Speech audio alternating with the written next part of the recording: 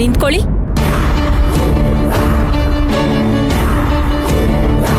ಏನ್ ಮ್ಯಾಮ್? ಯಾರಾದ್ರೂ ಒಬ್ರು ಉದ್ಧಾರ ಆಗ್ತಿದ್ದಾರೆ ಅಂದಾಗ ಅವರಿಗೆ ನಮ್ ಕೈಯಲ್ಲಾದ ಸಹಾಯ ಮಾಡ್ಬೇಕು ಅನ್ನೋ ಗುಣನ ಬೆಳೆಸ್ಕೊಳ್ಳಿ. ಅದೇ ನಿಮ್ಗೂ ಒಳ್ಳೇದು. ಅದನ್ನ ಬಿಟ್ಟು ಅವಳು ಬೆಳೆದ್ಬಿಡ್ತಾಳೆ ಅಂತ ಹೊಟ್ಟೆ ಉರ್ಕೊಂಡು ಅವಳ ಕೈಕಾಲ್ ಮುರಿಯೋ ಕೆಲ್ಸ ಮಾಡ್ಬೇಡಿ.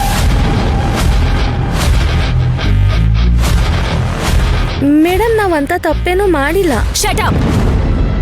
ಈ ಹಾಸ್ಟೆಲ್ ಅಲ್ಲಿ ನಿಮ್ಮನ್ನ ಬಿಟ್ರೆ ಇಂಥ ಕೆಲಸ ಮಾಡೋರು ಯಾರು ಇಲ್ಲ ಅಂತ ನನಗೆ ಚೆನ್ನಾಗಿ ಗೊತ್ತು. ಆದ್ರೂ ನೀವ್ ಹಾಗ್ ಮಾಡಿದ್ದು ಒಂದ್ ರೀತಿ ಒಳ್ಳೇದೇ ಆಯ್ತು. ಮೈನಾಗೆ ಅವಳ ಸ್ಟ್ರೆಂತ್ ಏನು ಅಂತ ಅರ್ಥ ಆಯ್ತು. ಮೈನಂಗೆ ಸಿಚುಯೇಷನ್ ಎಂತದ್ದೇ ಇದ್ರೂ ಎಲ್ಲಾನು ಚಾಲೆಂಜಿಂಗ್ ಆಗಿ ತಗೊಳ್ಳೋದಕ್ಕೆ ಈ ಘಟನೆ ಸ್ಫೂರ್ತಿ ಆಯ್ತು. ಹೋಗಿ ನಿಮ್ ಬಾಸ್ ಇದ್ದಾಳಲ್ಲ ನರ್ತನ, ಅವಳಿಗೆ ಹೇಳಿ ಮೈನನ್ನ ಅಷ್ಟು ಸುಲಭವಾಗಿ ಯಾರಿಂದನೂ ಸೋಲ್ಸೋದಕ್ಕಾಗೋದಿಲ್ಲ ಅಂತ.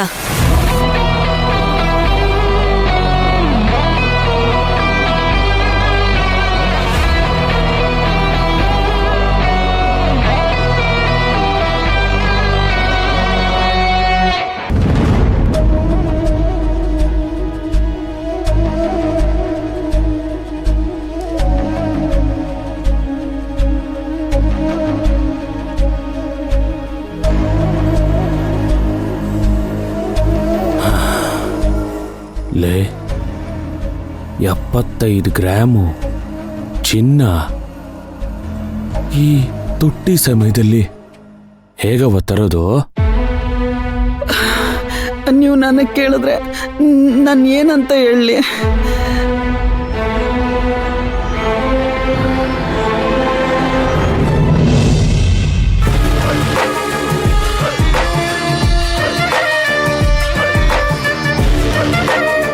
ಮಾವ ಮಾವ, ಓ ಇಲ್ಲಿದೆಯಾ ಮಾವ?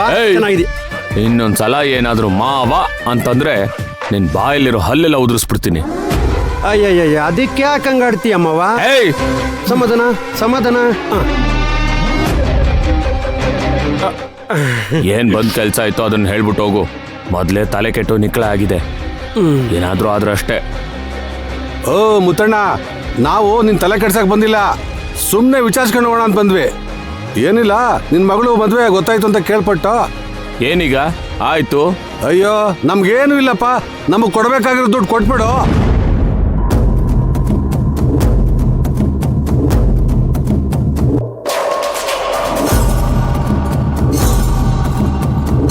ಮುತ್ತಣ್ಣ, ಹೊಲದ ಪತ್ರ ಬಿಡಿಸ್ಕೊಂಡ ತಕ್ಷಣ ಎಲ್ಲಾ ಸಮಸ್ಯೆ ಪರಿಹಾರ ಆಗೋಯ್ತು ಅಂತ ಅನ್ಕೋಬೇಡ. ಇನ್ನು ಮನೆ ಅಡಮಾನ ಪತ್ರ ನಮ್ಮ ಹತ್ರನೇ ಅದೇ. ಮೊದ್ಲು ಅದ್ರ ದುಡ್ಡು ಸೆಟ್ಲ್ ಮಾಡ್ಬಿಡು. ಆಮೇಲೆ ನೀನ್ ಮದುವೆನಾದ್ರೂ ಮಾಡ್ಕೋ, ಏನ್ ಬೇಕಾದ್ರೂ ಮಾಡ್ಕೋ. ಮುತ್ತಣ್ಣ, ಜಾಸ್ತಿ ತಲೆ ಕೆಡಿಸ್ಕೋಬಾರ್ದು. ಒಂದು ಸಮಸ್ಯೆಗೆ ಒಂದು ಪರಿಹಾರನ ಆ ದೇವರೇ ಇಟ್ಟಿರ್ತಾನೆ. ಈಗ ನಿನ್ನ ಸಮಸ್ಯೆಗೆ ಒಂದು ಪರಿಹಾರ ನಾನೇ ಹೇಳ್ಬಿಡ್ಲಾ? ಮೈನನ್ನ ನಮ್ಮ ಕೃಷ್ಣಣ್ಣಂಗೆ ಕೊಟ್ಟು ಮದುವೆ ಮಾಡ್ಬಿಡು. ಇನ್ನು ನಮ್ಮ ಗಿಣಿ ಅರಗಿಣಿ ರಾಧನ್ನ ನನಗೆ ಕೊಟ್ಟು ಮದುವೆ ಮಾಡ್ಬಿಡು. ಫ್ಯಾಕ್ಟ್ರಿ ನಡೆಸ್ತಾವ್ನಿ, ತುಂಬಾ ಚೆನ್ನಾಗಿ ನೋಡ್ಕೊತೀನಿ. ಏನಂತೀಯಾ? ರಾಧಾ, ನನ್ ಕೆರ ಎಲ್ಲದೆ ಅಂತ್ಯಾ? ಅರ್ಥ ಆಯ್ತಾ? ನಿನ್ಗೆ ಹೇಳಿದ್ದು ಕಿತ್ತೋಯ್ತದೆ ಅಂತೀನಿ. ಲೇ, ಕಷ್ಟಕ್ಕೆ ಅಂತ ಮನೇನ ಅಡ ಇಟ್ಟಿರೋದು, ಮಾನ ಅಡ ಇಟ್ಟಿಲ್ಲ. ಮುತ್ತಣ್ಣ ಅಂದ್ರೆ ಏನಂತ ತಿಳ್ಕೊಂಡಿದ್ಯಾ? ಸಾಲಕ್ಕೆ ಎದುರುಕೊಂಡು ಮನೆ ಹೆಣ್ಣು ಮಕ್ಕಳನ್ನ ಈ ಗತಿ ಕೆಟ್ಟವ್ರು ಕೊಡ್ತೀನ?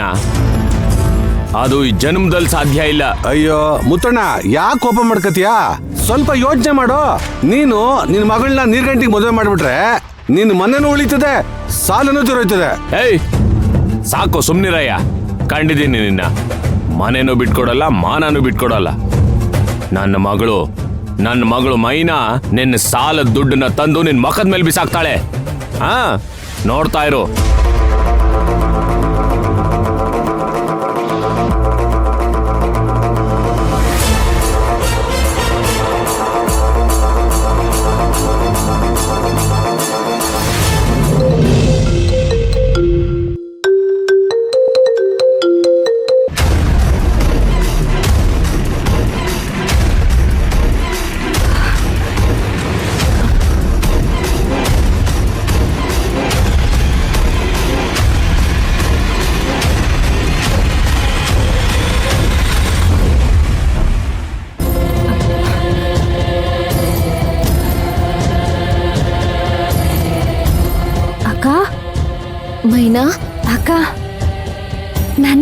ನಿನ್ಗೊಂದು ವಿಷಯ ಹೇಳ್ಬೇಕು ಕಣೆ.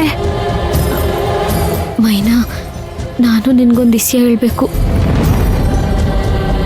ಅಕ್ಕ ಏನಾಯ್ತು? ಧ್ವನಿ ಯಾಕೆ ಒಂಥರ ಐತೆ? ಆ, ಏನಿಲ್ಲ ಮೈನಾ, ನೀನೇನೋ ಹೇಳ್ಬೇಕು ಅಂದಲ್ಲ, ಹೇಳು. ಇಲ್ಲ ಅಕ್ಕ, ಮೊದಲು ನೀನು ಹೇಳು, ಆಮೇಲೆ ನಾನು ಹೇಳ್ತೀನಿ. ಅದು ಮೈನಾ, ನಿರ್ಗಂಟಿ ಮತ್ತೆ ವೀರೇಂದ್ರ ಬಂದು ಮನೇಲಿ ಜೋರಾಗಿ ಗಲಾಟೆ ಮಾಡ್ತವ್ರೆ. ಅಡ ಇಟ್ಟಿರೋ ಮನೇನ ಈಗಿಂದೀಗ್ಲೇ ಬುಡಿಸ್ಕೊಡಿ ಅಂತವ್ರೆ. ನಂಗೆ ಏನು ಮಾಡಬೇಕು ಅಂತ ತೋಚಲೇ ಇಲ್ಲ ಮೈನಾ, ಅದಕ್ಕೆ ನಿಂಗೆ ಫೋನ್ ಮಾಡಿದೆ.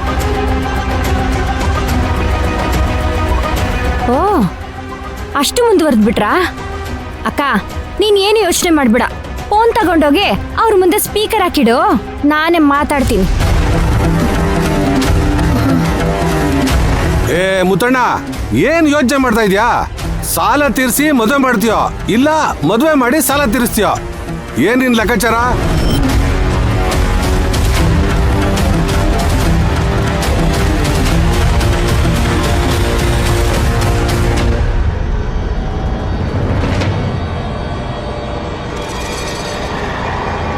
ನಿಮ್ಮ ಲೆಕ್ಕನ ಚುಪ್ತ ಮಾಡೋಳು ಫೋನಲ್ಲಿ ಅವಳೆ. ತಗೊಳ್ಳಿ, ಮಾತಾಡಿ. ಯಾರೋ? ಯೋ ವೀರೇಂದ್ರ,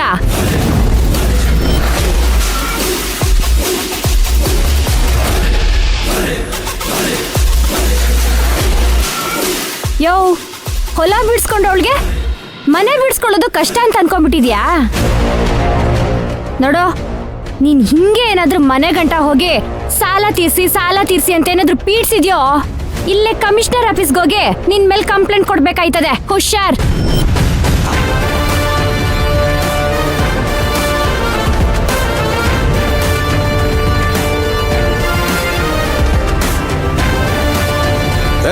ಏ ಮೈನಾ, ನಾವು ಕಾಣ್ದಿರೋ ಪೊಲೀಸಾ?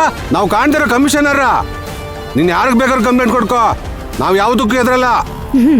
ನೋಡು ಮರಿ, ನಿನ್ಗಿನ್ನೂ ಹೊಸ ಕಾನೂನು ಗೊತ್ತಿಲ್ಲ ಅಂತ ಅನ್ಸ್ತೈತೆ.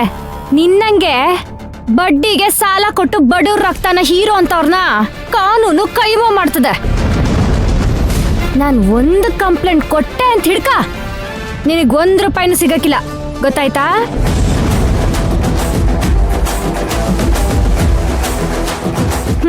ನಿನ್ ಲೆಕ್ಕ ಎಲ್ಲ ಪೊಲೀಸ್ ಅವರೇ ಚುತ್ತ ಮಾಡ್ತಾರೆ.